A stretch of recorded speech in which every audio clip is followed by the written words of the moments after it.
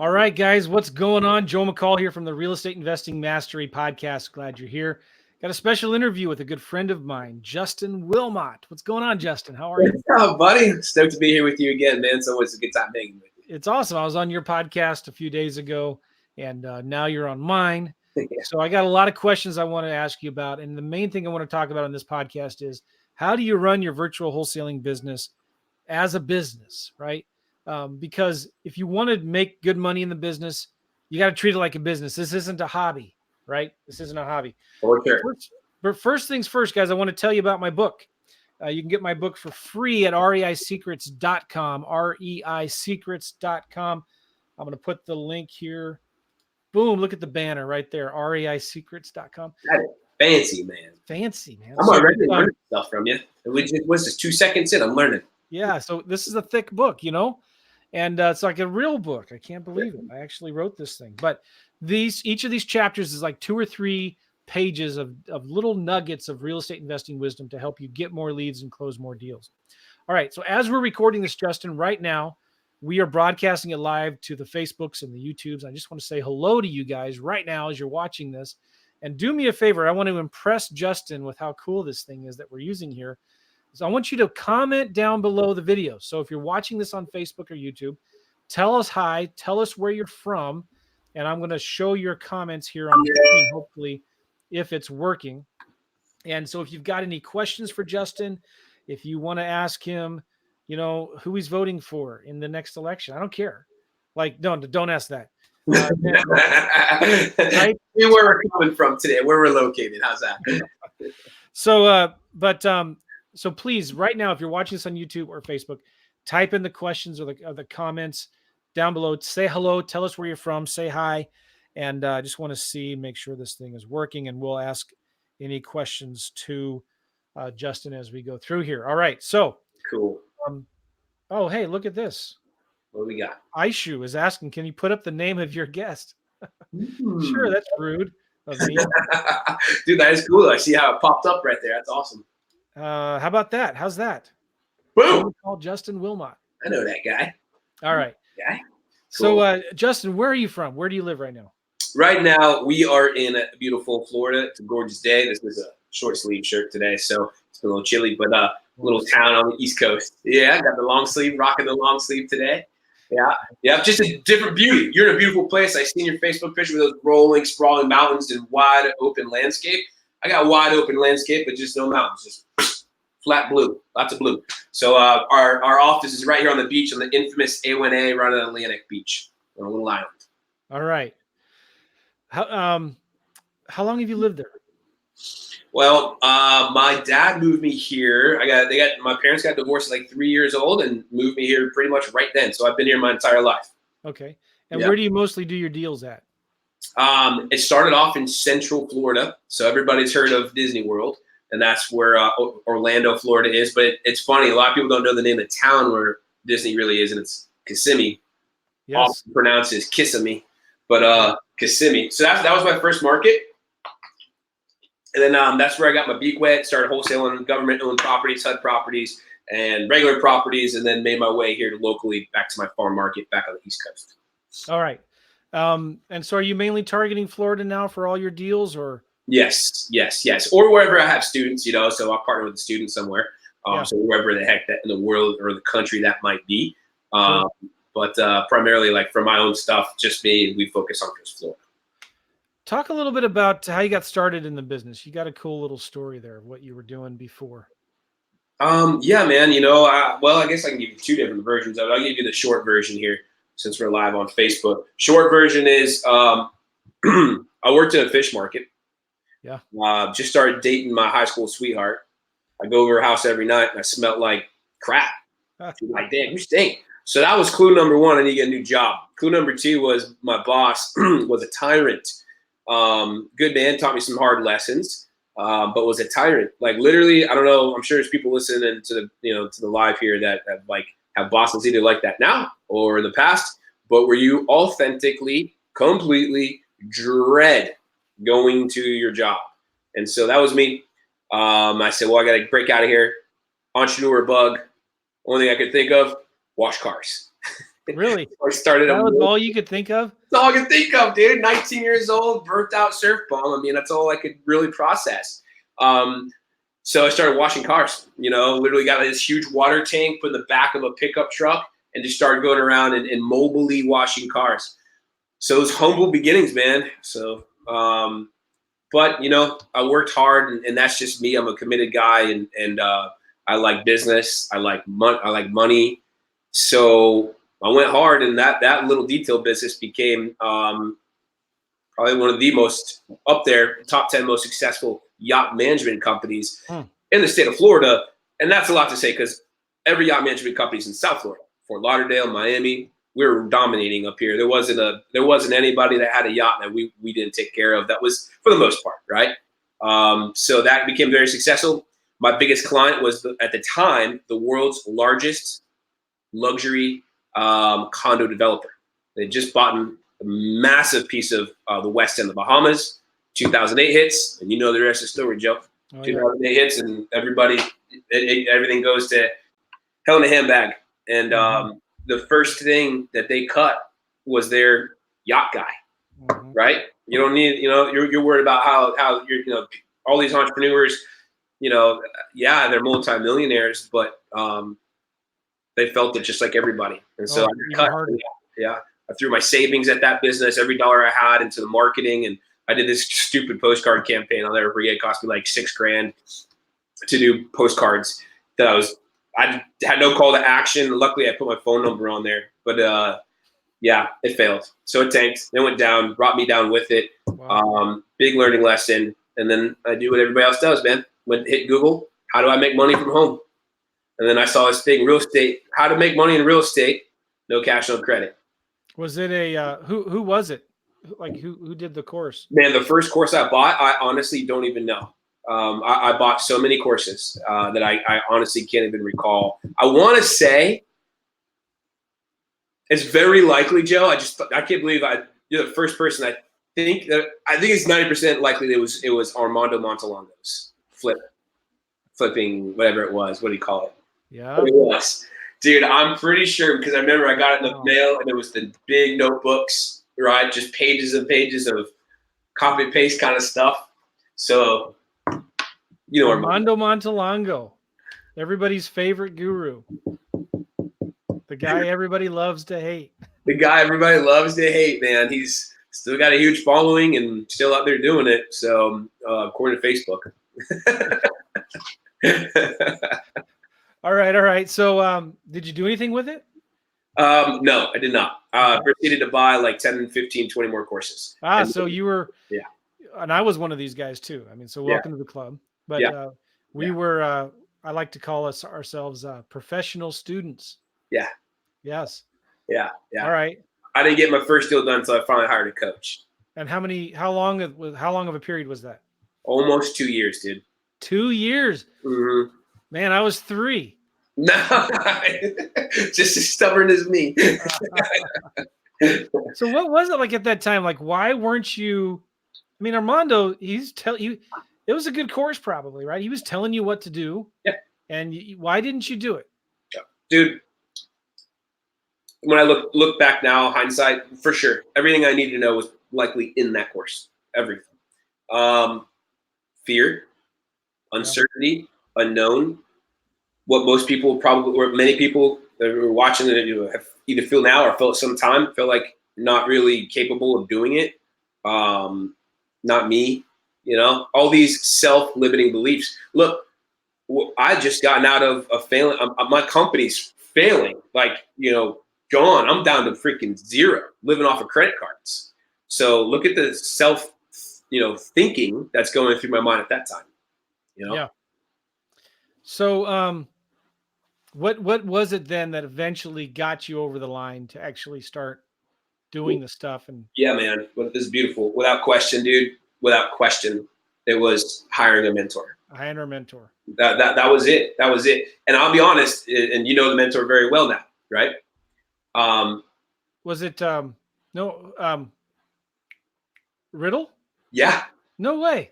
Patrick was. I knew you guys worked together. I didn't know he was your coach. Yeah, dude, he was my real estate coach, man. Was he really? He still has the email from the very first time I reached out to him. You were probably the one and only coaching student he's ever coached too. He doesn't do that anymore. Yeah, he doesn't. He doesn't. After me, I used and abused him, and that's why. Yeah, you're why he doesn't do coaching anymore. I am anymore. probably exactly why, but it all paid out. Well, we went on to be friends. I used to tell everybody that. Then I went on to become his most successful student. But then I learned Tim Brox was one of his students. So now I don't really have that claim to fame anymore. Go Tim, mad respect for you, bro. And so his second most successful student in the single family space, probably his most. And then we went on to just build a friendship, and then we've gone on to do business in the education space, and we've gone on to make a lot of money together. So yeah, just a great. I just saw Patrick Riddle a couple days ago in Nashville. At the ClickFunnels conference. Oh, you went there? Were you there? No, man, I missed this year, dude. I had too many other obligations going on here. Yeah, it was really good. Yeah. All right, so you got a coach and a mentor. I hope you all are taking notes. Yeah, take notes. Like, and here's the biggest thing that, like, the biggest thing is, like, he didn't have, like, this shiny, like, this magic bullet, Joe. Or there was no, like, if you do this seller lead gen, you will make, $1 million. Like, if you use this one strategy, for me personally, it was just having the accountability. Somebody that tells me what to do. So A, I had faith in it, right? A, I have faith in this guy. And 2, I said the accountability. And you know what's interesting, Joe? When I say accountability, most people think like, oh, he was bothering you every day, calling you at 5:30 a.m. Hey, Justin, wake up. Hey, it's 11:30. Did you make 25 calls? No. Accountability because I put up the last cheddar that my family had. You see what I'm saying? That's good. Yeah. There was like no. I was like, that was it. Like it was like all in. Like my back was against the wall, and I was like, I have to make this happen. So what I believe for me for the mentorship was that great guy. That's why I chose him, because he's got that good old Southern drawl. Just made me trust him. He seemed ethical. He seemed trustworthy, and it was a sea of people out there. It's even more now, right? And so I was like, well, this guy. If I'm going to pick somebody, he's the dude. And then I made a promise to myself that I'm going to do what he ever tells me to do. Oh, that's so important, man. And that was a key for me. That was a key for me when I finally did my first deal. Yeah. It was Chris Chico's course. You know Chris Chico. Yeah. I was going to say something bad about him. No, man, say something bad. No, but yeah. And you made that. Mutual friend. I give each other a hard time ago. But I finally said, you know what? I'm sick and tired of buying courses. I want to start buying houses. Mm-hmm. Right. My back was against the wall. I'm like, I'm just going to do what this guy says to do. Like, I didn't like him. I thought his course was too simple. Mm-hmm. I thought that I didn't like his ugly postcards. I didn't like his scripts. I didn't like the lists that he said to mail to. I thought everybody's mailing it. I just said, you know what? Like, I know any better. What am I thinking? Like, I've never done a deal. This guy has. So I'm just going to trust it. Mm-hmm. And I'm going to do what he says to do. And I'm not going to change anything. Mm-hmm. And lo and behold, would you believe it? I started doing deals just like that. I remember too so clearly, like, I don't have to have it all figured out. I don't know like what the next steps 7 and 6 and 7 and 8 are, but I'm just going to worry about steps 1 and 2. Yeah. And I started doing that. Yep. And yeah, that was huge for me. I guess everybody has to get to that point sometime, right? Yeah, that's interesting, right? So like it's in, people listen to us and hopefully grab some great content and some helpful tips and stuff from us. And I always tell people that, like, when you hear your thing, like that nugget, that aha, go run with it right now. You know what I mean? And for some people, I hope they understand that, like when Joe, when you say that, when I'm saying that, and Joe, like all of our friends in the space and other investors, owner operators, other educators and gurus, right? Like we all have almost identical stories in that sense, where it's like we made a decision. Yeah. So like, I know it sounds super cliche, success leaves clues, but I mean, how many times you got to hear you make the personal choice? So it was only for you, man. How many courses did you buy before Chris's? At least a dozen. And then when you bought Chris's, then you made a choice and said, I'm done. This is the last one. Yeah. I told my wife. Yeah. Like she was my accountability partner. Yeah. I told her, I said, listen, if I don't do this, then I'm going to quit. Yeah. So you're saying Chris's course wasn't so amazing that made you flip a bunch of houses? His course was fine, was normal. It was okay. Yeah. It was a real good course, but like, he didn't give me 20 different things to do, 20 different marketing things, pick from one of these 20 postcards. It was like, send it to this postcard to this list. Yeah. And use this script, use this contract. And so it's like, yeah, that's a whole other story. But like, I'd harp on that all the time. Yeah. Just trust the system. Trust the system. There's, like you and I, Joe, I know that you hang in like a tight circle. We're protective about who we associate ourselves with. I know I am for sure. And so like when people ask, does this course work or does that, I'm like, pretty much everybody I know, their stuff works. Otherwise, I don't know that person. Like I disassociate myself from them. So at the end of the day, if they all work, right? Nothing Down by Robert Allen. Is that who it is? Yeah, totally revised for the 80s. This book would still work today. Right. See? Right. So the question is, do you believe it will? And if you believe it, will you take that data and go use it? You can do deals. I had a student, Justin, a college student, just listening to my podcast, didn't have the money to buy my course.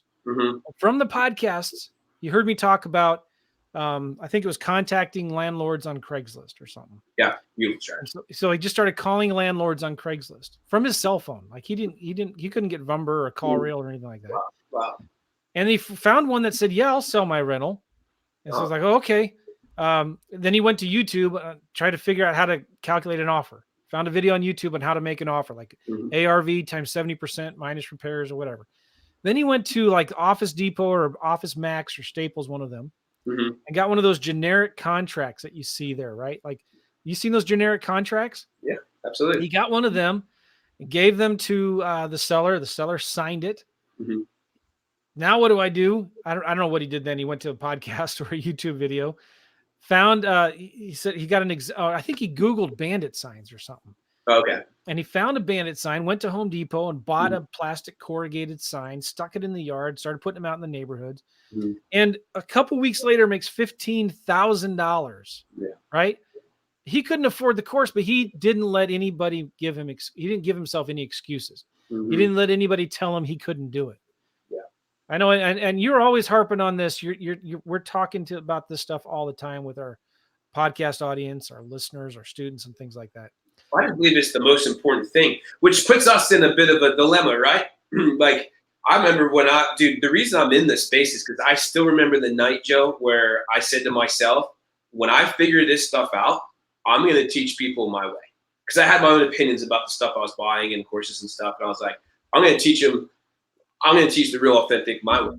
And dude, like after I went through that process of, doing deals, coming into this space, I realized, man, like there is only a few things that matter. And out of those two things, one of them accounts for 90% of all the success you either have or don't have. And that's showing up, man. Yeah. Showing up. Sounds cliche, and it can be said in many different ways. Take action, hustle, grind, freaking Gary V, whatever. But show up just means like literally like wake up, make the phone call that your coach asked you to make or your course say. Call the buyer, call the seller, make the offer, get DocuSign, go to Staples and get a purchase sales contract. Like just show up in some small form. Right. And then the other 10% is just the actual physical doing of it or learning something enough to get you one step forward, like just enough, like even just that punchline, go to Staples, get a contract. I like to say, stop asking what if and start asking what next. What next? Dude, stop the what if questions. Yeah. And just say, what next? And that's why it's so important to get a coach. Okay. Now what next do I do? I did that. Now what? Okay. I did that. Then what? Now what do I do? Right. Totally. By the way, look at this. This is Jonathan. He says the generic contract works. Contracts work. I've used them for years. Totally. Yeah. Brian says here, you guys are the definition of keep it simple, smart guys. Smart guy. Dude, totally. Yeah, for sure. Thanks, Brian. Laura's from Kansas City. Christy from Jacksonville, Florida. Oh, cool. Yeah. Hey, Just Brian, what's going me. on? And Brian also says, it's good to hear you both struggled to take action. Yeah, Oh, I yeah. want people to know that. Yeah. It's Um, important. Maylin, how are you from Fort Lauderdale? I got some fellow Floridians in the house. What up, Florida? Yes, come on. Aishu from LA or Louisiana. Cool. One of those, right? We got we got Jamil from New Jersey. What's going on, guys? Cool. What up, Jim? Cool. All right, so I'm glad you guys are here. Awesome. Justin, what are you doing now these days? What does your business look like today? And then I want to rewind a little bit and talk about the 10-hour wholesaler. Okay. And I want to talk about what you are seeing that's working well today. Yeah. So what does your business look like today? I'm a blend of. I believe, I don't know if I'm patting myself on the back too much, but I'm definitely a product of somebody that you hear change with the tide, and I adapt pretty quickly. And so, man, I don't know how to say it. So I've done everything, except like hotel stuff. I haven't done hotels. Wholesales, Wholesaling when to you fix sell it. it on the MLS, right? Yeah. I've wholesaled a motel in Daytona. But I've never, it's part of it. It wasn't my exclusive deal. But so I started off wholesale, then the fix and flip, then went back to traditional wholesale, then created a model. At least I feel like I created it. I think there's other guys out there say, yeah, I was doing that too, but I didn't hear them or know of it. So where I call joint venture wholesaling, right? So as inventory dried up in 2009, 10, 11, I started partnering with everybody. Then that became a little different. Things changed in the industry. So then I just came back to wholesaling traditionally, locally. So my own stuff, my own farm market. And then I just have one thing, Joe. If it's got 6 figures, I'll take it down and fix and flip it, right? Because I'm sure you've done enough fix and flips to know that No. 6 figures, no. Well, I can assure you, every time you see 6 figures or whatever it is you're perceived, anybody that's seasoned here, you guys know, you see 80,000 in juice on that deal, what you end up with 9 times out of 10, 70% of that, right? So it was a $40,000. So anyway, my golden rule is I wholesale, and then when I see something with 6 figures, then I buy it and renovate it. So I have this new rule: water's gold. So as you know, I'm here in Florida. So anything that's on the canal or here on the beach on the island, those are deals that I do. And although I just took my very first loss in I've been in the game for 11 years now, and just took a huge hit on a fix and flip here on the island. But another one I did a huge gain on, and then another one my wife liked so much, I refied and moved into it as my personal house. Oh, you did. Yeah. It was a unique, one of a kind, triple lot, privacy, which you don't get on the island. So my wife twisted. I've done 2 rehabs and lost money on both of them. Oh my gosh, damn! Then I can understand where your perception of it. I've done. I don't know. I honestly don't know. I'm also a little curious people that do say the number, but I digress. 100. Can I ask you about this one deal you just lost a bunch of money on? Yeah. Approximately how much did you lose? So I personally lost over 60,000, around $67,000 that I had like cash, like out of pocket. So what happened on that deal? Where to start? One, the buy. They always, you guys have all heard that you make money when you buy, and that is true. And it was the first deal that I've ever bought in my career where I was questioning that. So you were buying on emotion. I was buying on emotion. I said I'm going to make 6 figures if I had a perception of what I was going to do to the property, and I had an exit strategy that I wasn't sure was going to work. And it had those things worked, I guarantee. I would it would have been a 6-figure spread, and then 6 figures really means 80 grand, right? Both. First off, that's the first time I ever bought a property where there was like perception. Usually, I am stick to my numbers. It's in or out, black or white. It's the first time I let external factors factor my purchase. Yeah. So that was wrong from the jump. And then, man, honestly, dude, like I was telling this to my business partner, I'm like, I think them things haunted, or there's a neighbor coming over there shooting people off with a broom every time a buyer walks through that door. I don't know, because at the end of the day, it was still the only property on the island under 400,000. I think it was 400, under 400,000, 3-bedroom, 2-bath, almost 2,000 living square feet, period. But it was the cheapest by like 80 grand. And I just, dude, I kept it. We kept it for over a year.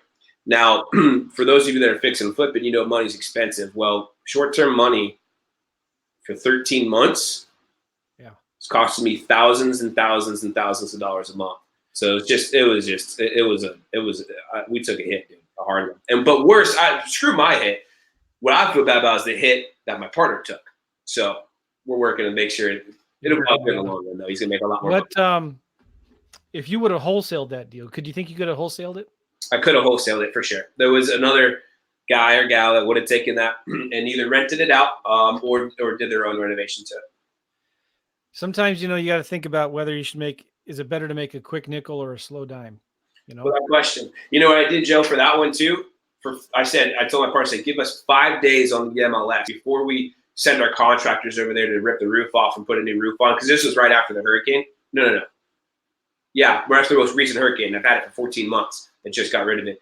I said, give me 5 days, and I'm going to see if we can wholesale it, right? For the amount. And I was like, it'll be gone, dude. We'll make a quick 40, be done. And that didn't work. That is not. I don't think anybody even went to look at it. Well, that's important to understand because people listening to this, you got to remember, like, we don't win on every deal, right? You look at these guys that done a lot of deals, like we have, and friends that that are out there. You don't win on every deal, and you just have to be willing to take that risk. There's a lot of risk taking involved with being an entrepreneur, being a small business owner, getting into real estate, but your risks need to be calculated, right? And I don't think, Justin, you would have taken on that deal if you didn't have other things in the pipeline as well, right? Other deals that you were working on. Yep. And you already had a ton of experience, behind you, underneath your belt, that you can well, if this deal goes south, I can wholesale 5-6 deals real quickly to make that up. Make it up. Yeah, for sure. That was still definitely for sure, Joe. I'm still trying to cope with losing a rehab. That doesn't happen to me. So anyway, and now I focus on still do whatever the wholesale stuff is. Partnering with students is a big part of mine because it's really opened up the whole country to me. It's a beautiful thing, and I absolutely love it. It sticks to my whole new perception. My story.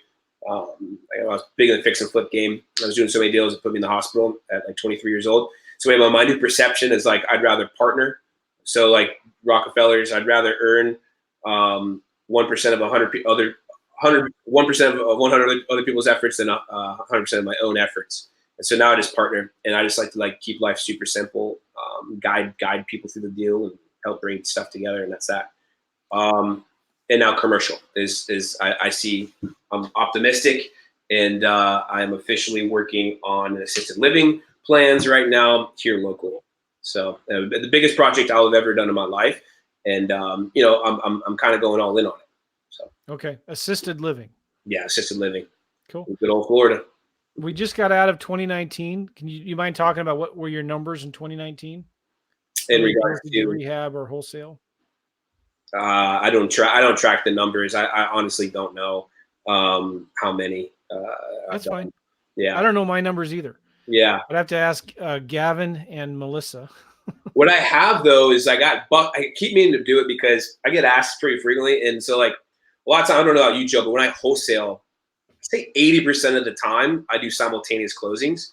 So I keep, so I have files, right? Here's a file. This is actually one from. But so all these files you get from title company, right? And this one I had to go to, so that's why I have a physical one from that title company. And I have 3 of those gigantic Tupperware bins, the totes. Oh yeah, filled with these suckers. So I'm gonna take some pictures and I have mine right there. I can't show them to you, but yeah, I get it. Yeah. All right, so what are you seeing working today in terms of marketing? What kind of marketing are you doing, and what's working? Isn't this the subject? So for me, tell us all your secrets. Yeah, tell me all the secrets. But what's for me, the magic pill? For me, man, I went back old school. No, not direct mail. But I got people going 2 doors, producing lists. And then we're going what I call my 4-pillar process with those lists. So my theory is I don't go wide and try to get thousands of leads from either list brokers And I also don't, for me, I know some people are doing well with it. And there's one guy I think you could probably introduce me to. It sounds like he's crushing it in this, but I've yet to break the code personally with Facebook ads where it's making sense, right? So I went back to this method and it works better than it's ever has in my career. And I also do what I call the agent network. So I let every agent in wherever markets we're in know that I buy properties. And so, like, as a matter of fact, that house I was just talking about came from an agent network. So maybe that wasn't a good thing, right? But I get probably just 20% of my deals from agents that are like, and here in Florida, you can still, as long as it's not an REO, you can still do pocket listing, or you can at least be contacted. It doesn't need to be, there's no laws against it. It needs to be on the MLS. Like I know some states do. Yeah. So you're door to door. Do you mean like door knocking? Or are they putting flyers on the doors or what? No, using apps to build a list. Oh, driving for dollars. Yeah, driving for dollars. Yeah. Okay, cool. So like a lot of people call them bird dogs, but I don't, because I look at it as like you're bird dogging, yes, but you're doing it. For me, it's an interview. So you're making money. You're doing, I'm paying you $1 a lead or whatever, but you're making money for me to interview you and see if we can have a further relationship to officially be the boots on the ground for other things. Oh. And then, yeah, man. So my paradigm has changed to quality over the quantity. And so now we just obsessively attack that list. So is it just vacant houses? You're looking for vacants? No, not vacants. Anything distressed. Okay. All right. The same property that was on Craigslist that you were talking about earlier. That property probably would still end up on my list. Okay. Because I have this criteria that I'm looking for, right? For anything that just looks like it's got distress. Cool. All right. We're getting people here that are telling us where they're from. I just want to give a shout out to Celeste, Port Charlotte, Florida. Do you know where that is? Port Charlotte. Yep. Cool spot. Boston. Hey, Donna. So that's actually where I was born. Was it? Yeah. Did you see the Boston commercial in the Super Bowl? I don't know. There's like 2 or 3 people that were talking with strong, heavy Boston accents. Oh man, it was a Hyundai commercial, I think. Was it? Yeah, no, I heard about it, but I did not see it. James is saying, "Hey, anybody in Atlanta?" Atlanta, what a great market, James. Good market. Bobby's from New Jersey, New York. I guess they're the same thing. I don't know. Yeah, right. You can take a train and pop over. Where am I? I don't know. Yeah, it's the same. Brian from Cincinnati. Cincinnati, cool. Oluole, maybe. How about Benson? We'll call you Benson. Benson from Chicago. Oh, so you're in the one state where listening to us, yeah, right? Anthony Turco's a good dude. Justin and Joe in the house. What's good? Anthony, what's PJ Johnson from San Diego. Good. I'm glad you guys are here. Yeah. Listen, as we go through here, if we got any questions, type them in the comments on your Facebooks or YouTubes, and we will get to them hopefully, and go through and answer any questions that you guys have. All right. So, Justin, have you ever looked at small towns? Like, are you doing any wholesaling in like smaller town Florida? I've done plenty of deals in small towns. Yeah. What do you find any advantage or benefits of that? That's a good question. The advantage is the obvious, Joe, right? Less competition, better opportunity to get under contract at a good discount. Disadvantage, sometimes ain't nobody give a crap. Cool, you got that piece of crap for 40 cents a dollar? Whatever, I don't care. Yeah, well, you can always get it down to 10 cents on the dollar, maybe. And you're right. And had I think that through, I probably would have done more deals there. I know for sure. I've bailed Joe on leads because I was like, oh, it's Timbuktu. And now as I think back and as I now have this new mentality with past 3 or 4 years of like it's quality over quantity, I'm kicking myself, man. I know how much money I left on the table for it was ego or just I don't know, young, like just stupid mentality. But yeah, man, you can definitely make money there. I always say, I'm always buyers first, Joe. Like, so like for me, like I'm buyers first. Now, of course, if I get a motivated seller lead and I do a soft pass and the dude or gal or seller takes us up on 25 cents on the dollar, 30 cents on the dollar, and I don't have a buyer, yeah, I'm still going to pursue the deal. And yeah. Get the deal. So small towns are great, man. Or they can be. I just feel like it's anything, you should know that market. Yeah. Yeah. Okay, good. Let's talk about treating the stuff like a business. It's not a hobby. If you want to make good money in real estate, you need to treat it like a business. I see, it's not just, I was going to say, I see this a lot with realtors, but it's true even with investors and maybe worse, Mm-hmm. where, you get into it, you get excited for a little bit and then you start to fade off and you realize, dang it, this is hard work. Yeah. Like I got to talk to people. I got to follow up. I got to track this stuff. And so what are some tips and tricks that you do yourself, maybe help with other people to look at it better like a business, not as a hobby? What are some of the things what are some of the systems that you put in place to treat it like a business? Does that make sense? Dude, I mean, this is my topic, Joe, and I could go on for years talking about the days and days. I could literally go on for days talking about this. But I'll say overall, figure out what it is that what is it that you need to do right now. So get very clear on what it is that you need in your business. What's like one thing you need right now? Like, do you have crappy buyers? They're all fix and flippers, and you need some good landlords. And you're in Jacksonville. Saw some of yours in Jacksonville. So you're saying, hey, okay, I need a couple good landlords so I can get some deals under contract at 70 cents on the dollar and still make some money. Then that's what you need. And so now you know what to do. Now you just ask yourself, who's going to help me? Who? So my thing, Joe, is like, I always think about it, then I set the agenda, whether that's, I'm saying paper, but really we have this app Wonderlist, and I just direct it, and that's what needs to be done. So I have the vision, and then my thing is always who's going to help. And I know that they're going to get a part of the deal. That's part of the deal, right? Like, what would you rather have? You know what I mean? So Joe, I never want 100% of the profits of any deal. That's really important. And I did that when I started virtually wholesaling back in 2013. I made a list of all of the steps, all of the what's that you got to do. Yeah. And I phrased it a little differently. I said, who can I get to do all of this for me? Yeah. Like, how can I do none of this? So it's just asking bigger questions. And I love that who question. It's a great question to ask, isn't it? Because that forces you to like break this stuff up into systems. Right. And then find somebody to implement that system. And Joe, dude, I'm so glad you said that, man. While you're on the word system, I wish somebody told me, like, I'm dead serious, man. I wish somebody told me this, Joe, like years ago, because I didn't learn this up until recently, or maybe through a mastermind that I had done with somebody exclusively, or just really sunk in, combined with like my own experience. But guys, when we say system, I don't know, I might be speaking for people, I might be putting words in people's mouths, but I don't know about you, Joe.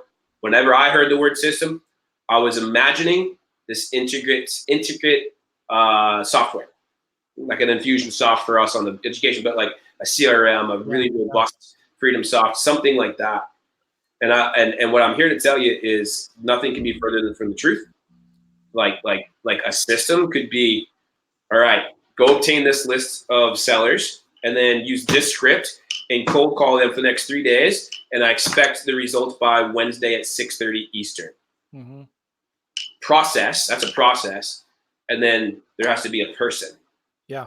So the process that's written down, or you get all cool and put it on a Word doc, or get even cooler and put it on a task list, right? Like Wonderlist. And then make somebody responsible for it. And now you have a system.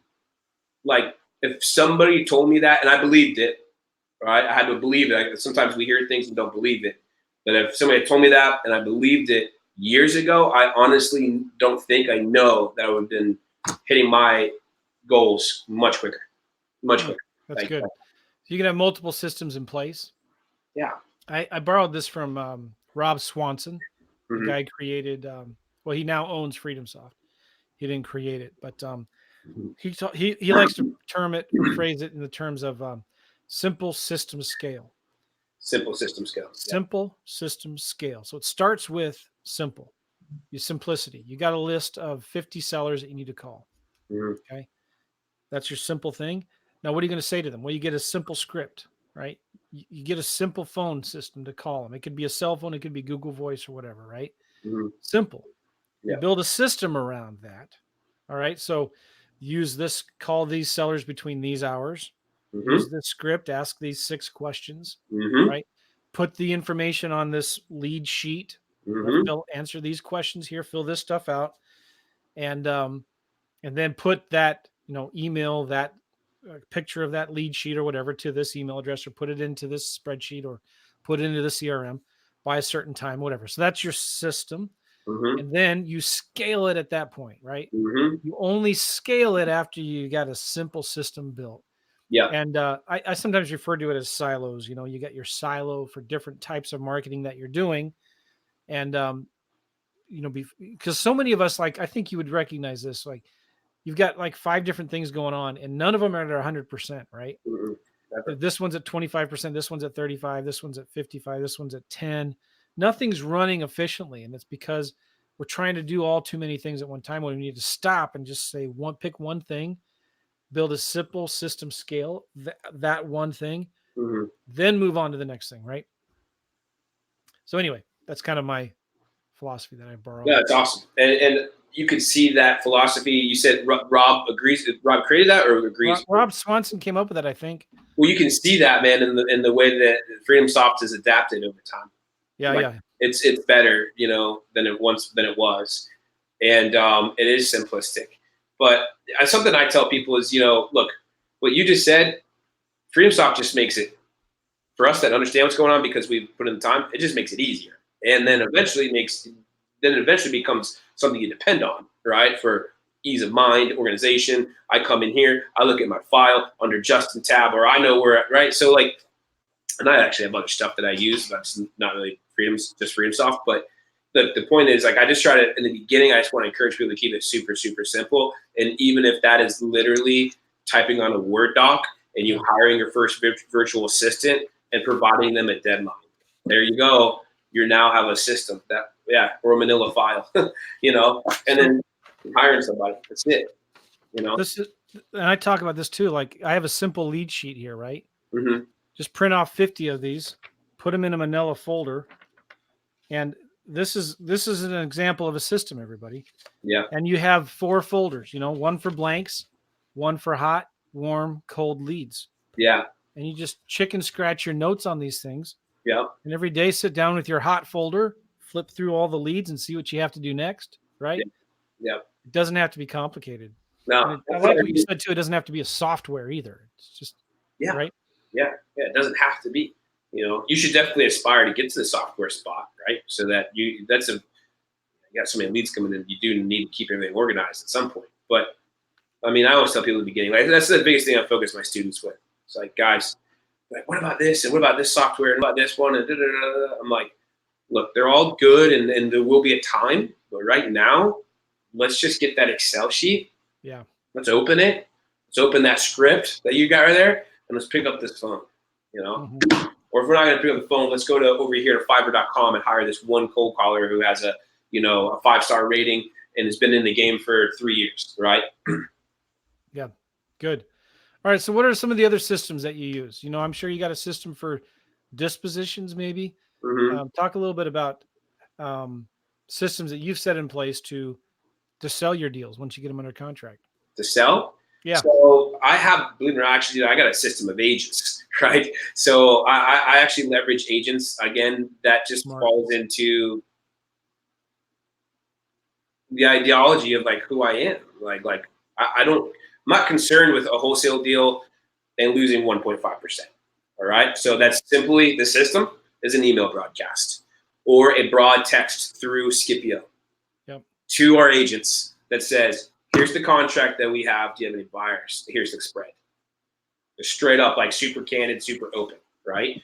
And then, of course, it's going to very depend on what the deal is. If it's a wholesale, do I own it? Is it a wholesale contract? Yeah. What am I doing? Internally, I dictate tasks that need to be done through a simple app called Wunderlist. Wunderlist. Yeah. Yep. All of our calls. We bounced around a few times, Joe, from CallRail to Mojo Dialer to Bumber. But I'd say, I think 80% of our calls right now are being done through Bumber. I don't know if you can hear me or not. They're really? right here. But I think they're doing most of it's through Bumber. At the end of the day, Joe, again, I don't care what the heck they use. I'll pay the bill. The cool thing about Vumber too, by the way, is you can use your phone. By the way, There we are, right there. Here we are, man. I know that guy. But the cool thing about Vumber is you can use your cell phone, right? Yeah. So you can dial your Vumber number, then dial the seller's number, and they'll see your caller ID there. Yeah. Right? Yeah. You'll see the Vumber on their caller ID. And Joe, the biggest reason, but the other biggest reason, Joe, that I use and mainly I recommend it to my students is like it's so simple. Yeah. It's a blue header that says Vumber, left-hand side, outbound calls, incoming calls, text messages, end of platform, right? Yeah. Platform done. So to me, and now I know that there's plenty of guys out there, like guys that are killing it that are like, well, that doesn't have enough for me. That's cool, and I super respect that, but for me, it's enough. Simpler the better. Start with that. For sure, man. So all of our calls are recorded, and then everything just goes into a CRM. Dude. One of my, I don't know, we were on Facebook. I won't say his full name, but one of my clients, and if he's listening, I don't know if I'm tagged right now or not, but one of my clients and a friend, and somebody I've helped him build one of his current businesses right now. He'll definitely know I'm talking about him when I say this. He has built a company where together with other people, he has a very similar mindset to me now, where he's buying, fixing, and flipping properties nationally, all across the country. And I was over at his house. I don't know what we're doing. Like one of the last deals we did together. And I was like, dude, because I saw his assistant working on a computer with a bunch of papers everywhere. And I was like, what are you guys using to keep everything together? Using Freedomsoft? And he looks at me, he's like, Freedom what? And I was like, oh, he must be using Podio. And he's like, what? Podio. He goes, no, man. And he just opens and shows me his Excel sheet. And I was like, and it's files of Excel, right? Excel data and Excel sheets, and then the color coordinated with highlighters. And I was like, okay. And I was like, well, what are you using to like analyze your deals? And he's like, Zillow. Zillow. Yeah. He's not using the Zaston or anything, but he's just using it as an easy, quick way to pull the comps, right? Yeah. Well, we complicate it so much, I think, Yeah. And so my point is, I got to tell people, like, guys, like, so I don't have, Joe, this very cool, robust Podio process that talks to this one and that one. I'm also not saying that it's right or wrong, right? You know what I mean? It could be wrong, but it works for me. I'm happy. If one day I need to bring somebody in to have something connect with everything else, I will. But right now, very simple. Wunderlist, delegation, simple CRMs. I use some internal stuff. Call systems, cloud-based software, Ring Central. I didn't mention that one, but we use Ring Central for other things. Vumber. I'm sure I'm missing something, but. Do you use a tool like Slack to communicate with your team? No, Wunderlist. Oh, you use Wunderlist. Everybody's on Wunderlist. Yeah. Wow. Yeah. Even like chatting. Oh, yeah. Yeah. And what's cool is it just hits on my phone. So like someone's like, or if somebody accomplished a task, or somebody's deadline's coming up, notification. So like, and one other thing that's super important for other team members that are not in the office. This is a must. This is a good tip for anybody that's hiring anybody, specifically subcontracting. TimeDoctor.com. I've heard of that. .com. Yeah. What does it do? Sort of spyware? No. It in essence, you see their computer. So during work, they have to log in, and then whenever they're logging into your account, because this person is likely going to be working for multiple people, right? They're not going to be working for just you. Yeah. So they'll when they go to work for you, notification, and then it just takes random screenshots of their computer at any given time, just to keep everybody on the up and up, right? They can't time it. It's random times. So if they said, hey, I spent 30 hours this week working for Atlantic, you can go and verify that. Yeah. Through his live. Yeah. You use that for your virtual assistants mainly. Right? Yeah. Mostly virtual people. Cool. Yeah. All right. Well, we're past our time, Justin. I want to just ask you a few more questions. Yeah, for sure. What do you use like a bookkeeper, an accountant to track your numbers and your books and things like that? Like how important or how big of a deal is that for you to know your numbers? It's a big deal. It's a big deal to know your numbers. Yeah, I tell you though, man, I've gone every year. I say that this is my guy. I'm keeping him. Typically, within the end of that year, I move on to the next guy guy. I know. But right now, I have a guy that's local, St. Augustine. I've gone everything from local people to software to this one guy had the software. He's like, trust me, just integrate this with your checking account and everything's gonna be. And I was like, what the fuck? Now I have a guy locally in St. Augustine. I'm in Flagler, and St. Augustine is just an hour away from me. Internally, I make everybody responsible for keeping. It's a good part on this, right? So we're talking about like here at my office, the culture here is full of transparency. So like everybody has my accounts and everybody knows my numbers, even my emails. So like everything's an open book here. Heck, we even keep our revenue score on the wall upstairs. Yeah. And so everything's open transparency. So like everybody's responsible for keeping track of what's coming in, what's coming out, and excess, right? Like, do we really need this anymore? Can you shave that? Or is this particular software, like, on the education side, Joe, we have lots of plugins, lots of things that we use. So I make people here responsible for the company's best interest. It's part of the culture. Yeah, I went through 6 months ago all my subscriptions, and I canceled about $3,000 worth of crap. Isn't that insane? And how long were you getting billed for the $3,000 worth of crap?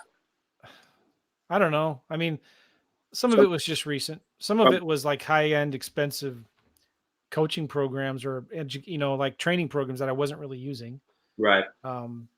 Or I was paying vendors to do stuff for me it wasn't all software, but it was like paying somebody to do something for me that I wasn't really using enough of to justify that. Right. But yeah, it's so important to step aside, high view, look at everything. All right, do I need that? Do I need that? I know one guy once a year, it's funny. He calls his credit card company and says, I lost my credit card. And he just gets it canceled and like everything gets stopped. And he doesn't re-sign up for it unless he goes, oh crap, I need that. When he gets back. Yeah, and then you got to re-sign back up. So for me, I have a personal assistant. That was one of my big things, Joe, to go back to that question, like, how's your business look and what's giving you more, like my very first hire. No, sorry. My very first hire was an operations manager. And that was a big game changer, right? Like I was like, oh shoot, this is great. But then like on the other side or both sides, personal life and business, my personal assistant. And so I have, I signed these lots of things to her. So whether that's like, on any side of the business, she takes care of a lot of numbers, and then I'd be totally digressed. And if my wife was, she would kill me if I didn't give her mad props because she spends lots of time on the books on the back end, going through expenditures and then putting everything in Excel sheets and giving it to the bookkeeper. Yeah, that's good. Otherwise, the bookkeeper is like, I'm going to share you. This is ridiculous. We got a good question here from Isaac. I'm over in Orange County. Love Newport Beach. I'm brand new to real estate. Would you recommend me to start wholesaling in my competitive market or do it virtually in another market like Kansas City? You can do in Joe's backyard. What's this all about? No, by the way, I don't believe in competition. I only believe in collaboration. Totally. Tom Kroll comes up with it. All right. So like you got a student in the hot, expensive market like Orange County, California, and they want to get into the wholesaling game. What do you tell them? I only have 3 markets I don't like. It's New York, Colorado, and lots of California. Almost all of it, yeah. Almost all of it. I used to be like, Sacramento's cool, but I have a student in Sacramento. Everyone was doing good, and then recently it was very tough to get him cranking in Sacramento. So I was like, all right, Sacramento's done too then. Those are good markets. So I recommend to you, my man, that especially if you're listening to guys that do virtual stuff, go virtual.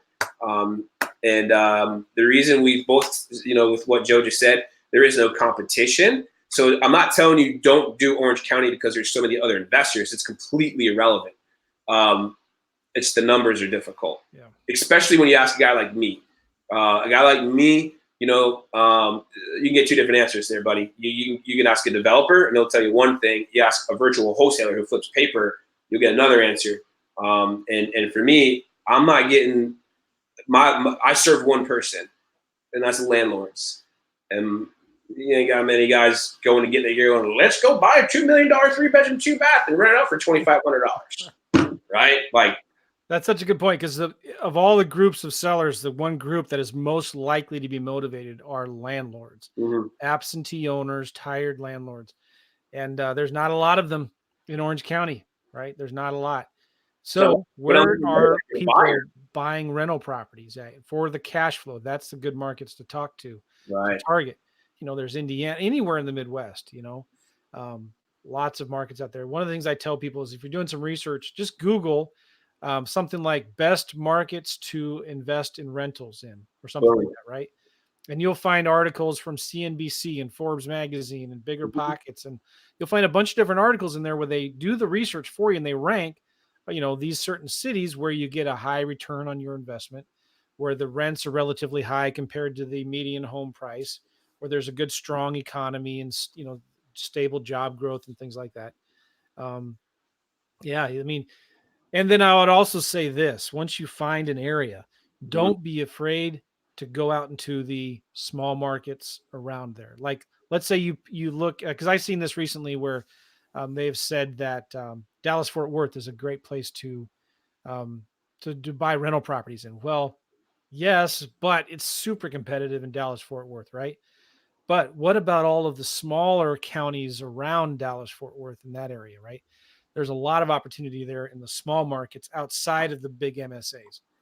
So something to think about. All right, Justin, how can people get a hold of you? Somebody is asking about here. Somebody, Mortlon was asking, great tips, guys, mentorship. You talked about some mentoring, Justin. How can people get a hold of you? Do you have a book? What's your podcast? Awesome. All great things. So yeah, you can follow me as well. I have a podcast as well called The Freedom Heir. Also hit me up on YouTube, Justin Wilmot. I'm on Facebook and Instagram, The Real Justin Wilmot, because there's a lot of Justin Wilmots out there. I did not know. The Real Justin Wilmot. But go to justinwilmot.com and you'll see everything that we have available, plus the mentoring programs. I know Joe does mentoring as well. But justinwilmot.com is really the best place to kind of go through, see what we're all about, and see the different services that we can provide you and how we can help you the most. Yeah, so we'll have a link to all of this stuff too at the show notes at realestateinvestingmastery.com. Cool. Justin, Justin, Wilmot, WILMOT.com. Go there if you want to get some more information and work with Justin. Super cool guy. I've known Justin for a long time. He's the real deal. He's active in the business, and he has got a ton of experience, been in it for a long time, and even has the scars to prove it. Like the reason I wanted to keep on asking you about that rehab that you lost money on is so that people know, like, if I would rather learn rehabbing from somebody who has had a lot of success, but also had a few failures as well. Yeah. So that what to, let me text this guy right here, so that they would know what not to do. What not to do. Yeah. I mean, guys, like I bought that one, Joe. Like I said, that was the first time I've ever used emotion to buy a house. Like perceived like value add instead of real physical hard numbers. Usually my friends just stay to black and white. I see the ARVs, $350,000. If I buy for $150,000, I only need to put in $50,000. I'm in good shape. After commissions and buyer concessions and days on market and paying, that 150 turns into 100. That 100 probably turned into 90, and you're in good hands. But I made a few false. At the time the market was so hot. I used, like, guys, real estate investors, right, Joe? We're not supposed to be speculators, and it was the first. That's what I say when I bought on emotion. I used speculation for the first time in my life, and it bit me in the butt. That's how I lost my money.